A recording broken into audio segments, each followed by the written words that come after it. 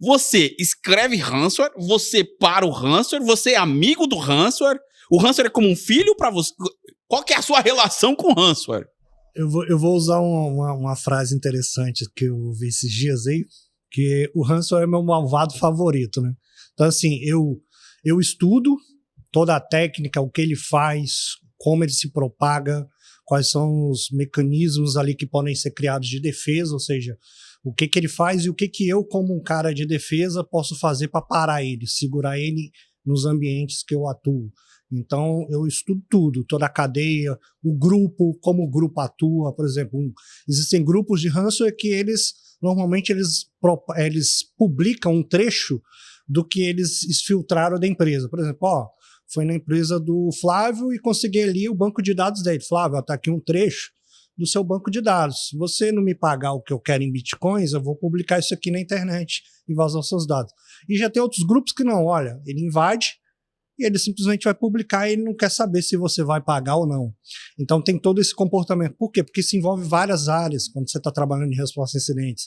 Você tem que avisar a área, por exemplo, o seu departamento de GPO, departamento de risco, porque você tem ali, envolve manchar a imagem da empresa, envolve a empresa às vezes tem ações, então você vai ter uma queda de ação, vai ter um impacto financeiro nesse sentido na imagem. Então é todo esse aspecto. Eu estudo tudo. Até quando eu pego alguma coisa nova em ambientes que eu às vezes estou atuando, alguma coisa que eu vejo que sai em artigos, eu pego para estudar, boto num laboratório que eu montei customizado para mim, para poder entender, cara, o que ele está fazendo, o que ele tentou fazer de diferente. E o Flávio falou uma coisa interessante. Hoje, como o ransomware tem sido um RAS, né, um Ransomware as a Service, você tem muito do customização. Por exemplo, o Flávio ele trabalha numa padaria. Então eu sei que o Flávio, o comércio dele funciona desse jeito, então eu vou customizar, sei lá, um Lockbit da vida, um Akira da vida, para o perfil da empresa do Flávio. Mas a empresa do Edson já funciona de outro jeito. O Edson trabalha, sei lá, com automotivo, ele trabalha com, sei lá, com fabricação de alguma coisa. Então, aí o ransomware já é customizado para aquele cenário. Então, hoje a gente ainda tem essa vertente. Não é o mesmo ransomware que você pega, às vezes, de 3 anos atrás, hoje ele já tem outro comportamento. Então, ele pode estar trabalhando ali, por exemplo, hoje a gente tem muita técnica de desligamento, que é um dos maiores problemas que você tem quando você está tratando esse tipo de ransomware, que é o quê?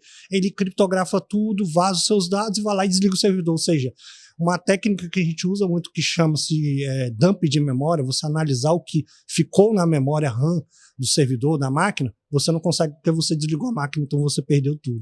Então, assim, eu estudo todas as possibilidades, desde como o ataque é feito, o que ele usou para fazer o bypass e o que eu posso fazer para impedir o caminhar dele dentro de uma empresa, entendeu?